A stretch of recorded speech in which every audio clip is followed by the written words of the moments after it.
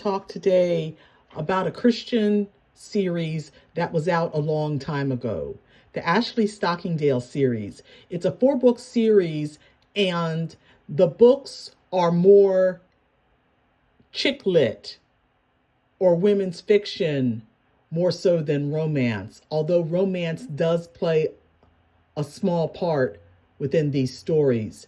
I don't hear the terminology chick lit anymore.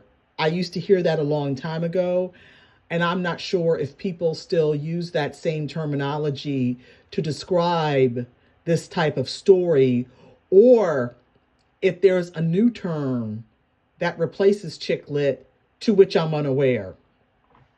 But the stories, they focused on Ashley Stockingdale, and Ashley is a lawyer, a patent lawyer, and she's really, really busy.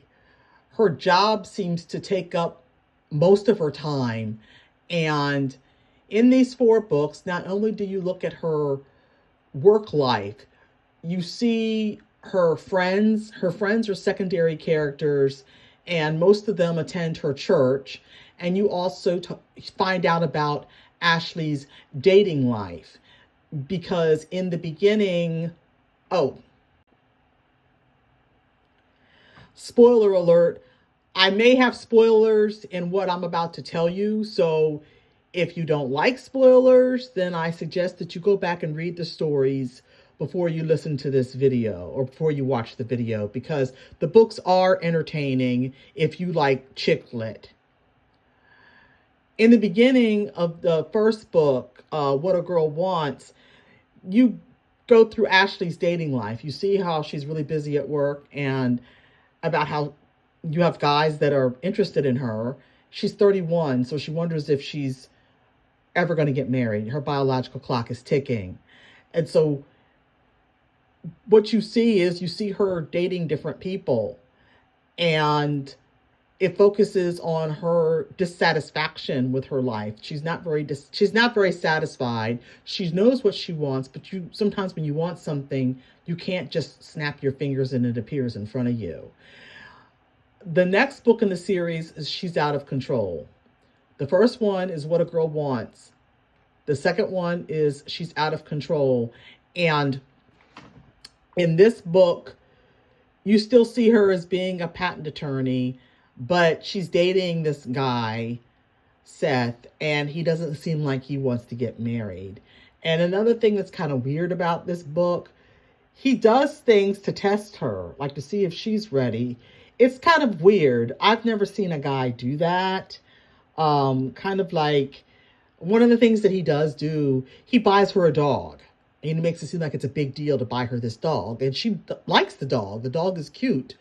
But he's doing this to see how she takes care of the dog, to see if she's ready for the commitment of marriage. So it's almost like he's trying to see if she can commit to taking care of this animal, as an indication as to if she's ready to get married. That's the way I interpreted it.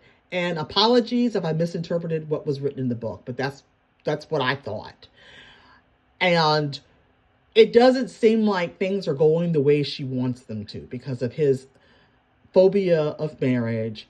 And it even alludes to the fact that he might be interested in someone else. It's kind of hinted at. The third book is With This Ring, I'm Confused. In this book, she actually is engaged. And like I said, these books are chick lit. So With This Ring, I'm Confused, I felt I wanted more romance in it, but it's not a romance novel. So that's my disclaimer.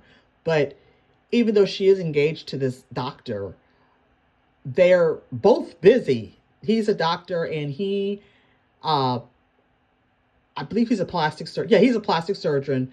And they are planning their wedding. They both seem so busy that it's hard for me to imagine them being married, because I don't know how they would even have time to focus on each other, because they're always like working. And I didn't know how that would work. Like if they had a kid, I don't even know how that, I guess their lives would slow down. I don't know, because they both seem to be consumed with their jobs. And I don't really see the growth of the relationship. Even though they are engaged, you don't see a relationship growth the way you would within a romance novel. But again, these aren't romance novels. But still, I would have liked to see more attraction between them, like actually them falling in love. And the fourth book, What a Girl Needs, it's her being married, actually being married. And she still has some things that she's working on within herself.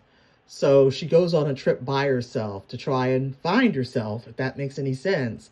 And even though she's married, there's still a lot of things going on in her life that don't really make a lot of sense.